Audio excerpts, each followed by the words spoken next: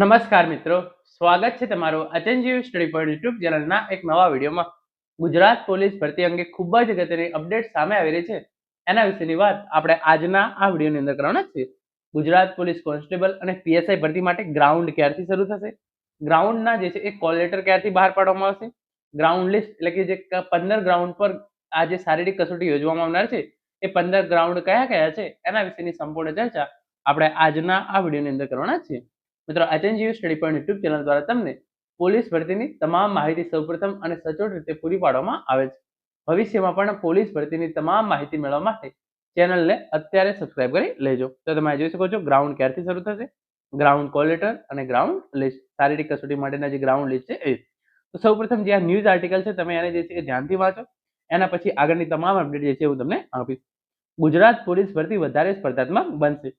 PSI અને એલઆરડીની 13,591 જગ્યાઓ માટે રાજ્યભરમાંથી 14.28 લાખ જે છે એ ફોર્મ ભરાયા છે.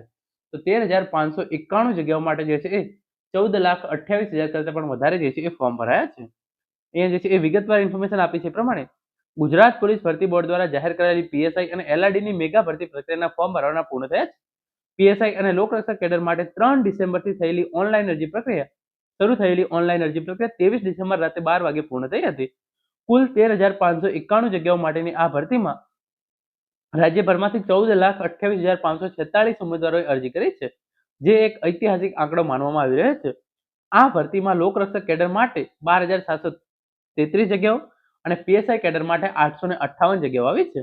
એલઆરડીમાં હથિયારી, બિન હથિયારી, એસઆરપીએફ તેમજ જેલ સિપાહીનો સમાવેશ થાય છે, જ્યારે પીએસઆઈમાં બિન હથિયારી, હથિયારી અને જેલર ગ્રુપ 2 ની જગ્યાઓ છે એનો સમાવેશ થાય છે.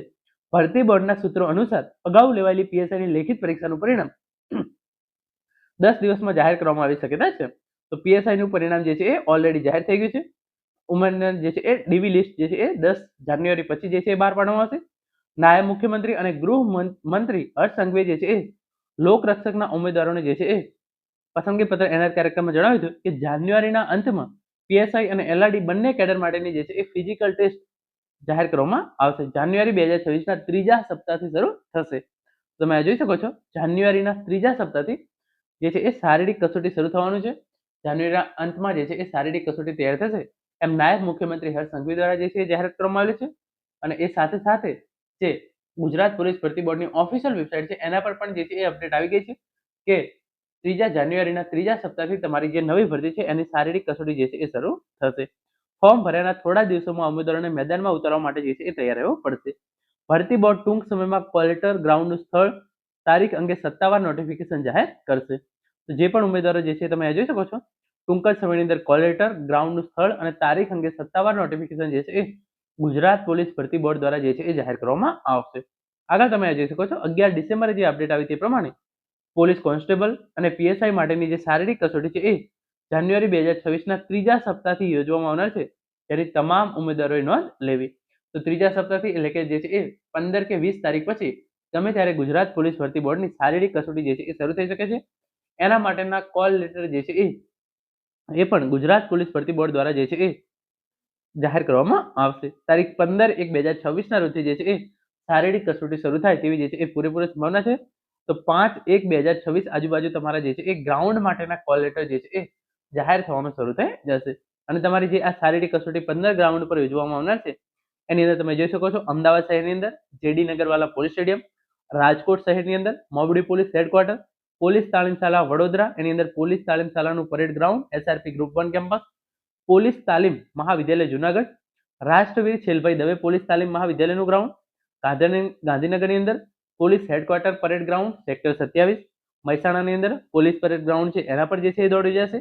સાબરકાંઠા હિંમતનગરની અંદર પોલીસ હેડક્વાર્ટર હિંમતનગરનું જે ગ્રાઉન્ડ છે ત્યાં, ભરૂચની અંદર પોલીસ હેડક્વાર્ટર ભરૂચ ગ્રાઉન્ડ, જામનગરની અંદર પોલીસ હેડક્વાર્ટરનું જે છે એ ગ્રાઉન્ડ છે ત્યાં, ખેડા નડિયાદની અંદર પણ પોલીસ પરેડ ગ્રાઉન્ડ છે ત્યાં જે છે એ શારીરિક કસોટી યોજાશે.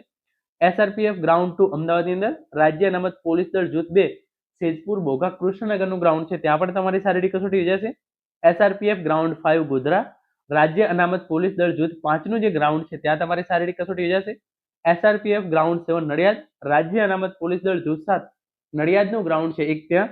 પછી એસઆરપીએફ ગ્રાઉન્ડ 8 ગોંડલ, તો રાજ્ય અનામત પોલીસ દળ જૂથ 8 ગ્રાઉન્ડ જૂથ 8નું જે ગ્રાઉન્ડ છે ત્યાં પણ તમારી શારીરિક કસોટી યોજાશે. અને જે 15મો ગ્રાઉન્ડ છે SRPF ગ્રાઉન્ડ 11 વાવ, તો રાજ્ય અનામત પોલીસ દળ જૂથ 11 વાવ સુરતનું જે આ ગ્રાઉન્ડ છે ત્યાં પણ તમારી જે શારીરિક કસોટી છે એ યોજવામાં આવશે. તો જે આ 15 ગ્રાઉન્ડ છે એના પર તમારી શારીરિક કસોટી યોજવામાં આવશે. 5 જાન્યુઆરી પછી તમારે જે છે એ શારીરિક કસોટી માટેના જે છે એ કોલ લેટર જાહેર કરવામાં આવશે. અને એની અંદર તમારું જે છે એ કયું ગ્રાઉન્ડ આવે છે એ તમને જે છે કોલ લેટરમાંથી તમને ઇન્ફોર્મેશન મળી જશે. તો મિત્રો આ હતો આજનો video. Thank you so much for watching.